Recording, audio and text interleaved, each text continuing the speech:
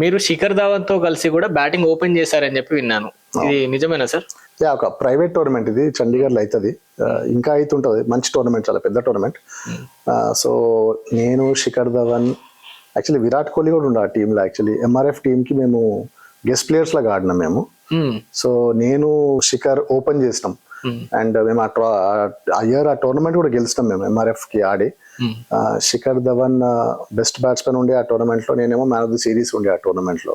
So I think one of the best partnerships ఉండే, ఎందుకంటే శిఖర్ ధవన్ ఎంత positive player, attacking player. So చాలా మంచిగా ఉండే. చాలా జూనియర్ ఉండే శిఖర్, కానీ అదైతే ఒక అంటే మంచి టాప్ టీమ్స్ తోటి గెలవడం, డామినేట్ చేయడం. ఇద్దరం ఓపెనర్స్, ఆల్మోస్ట్ ఎవ్రీ మ్యాచ్ మేము ఇద్దరము ఏదో ఒక 70, 80, 100 ఏదో ఒకటి చేస్తూ ఉంటుండే, స్కోర్ చేస్తూ ఉంటుండే. సో అలా డామినేట్ చేసి ఆడడం చాలా తక్కువ దొరుకుతుంది. వాళ్ళ పార్ట్నర్ కూడా డామినేట్ చేసే పార్ట్నర్ చాలా తక్కువ దొరుకుతుంది.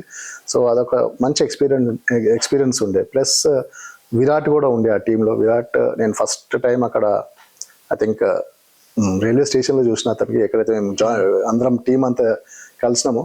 సో అప్పుడే అదొక ఇది ఉండే, స్వాగ్ అంటారు కదా, అది ఉండే విరాట్ కోహ్లీకి. ఇది 2007 అనుకుంటా ఇది. సో అప్పుడే ఇండియా అండర్-19 ఆడింది. వరల్డ్ కప్ గెలవక ముందు ఇది ఇయర్. ఇది ఇండియా వరల్డ్ కప్ గెలవక ముందు విరాట్ అండర్-19 ఆడేసి వచ్చిండు. కానీ అదొక ఇది ఉండే, అతను చూసే కానీ ఒక ఇది వస్తుంది, ఈ పెద్ద ప్లేయర్, మంచి ప్లేయర్. అండ్ ఫీల్డింగ్ అయితే ఎక్స్ట్రాడినరీ ఉండే అప్పుడు విరాట్. అండ్ స్టిల్ ఇప్పుడు కూడా అతను ఫిట్నెస్, ఫీల్డింగ్ మనం ఇంకా చూస్తూనే ఉన్నాం. Cheetah definitely.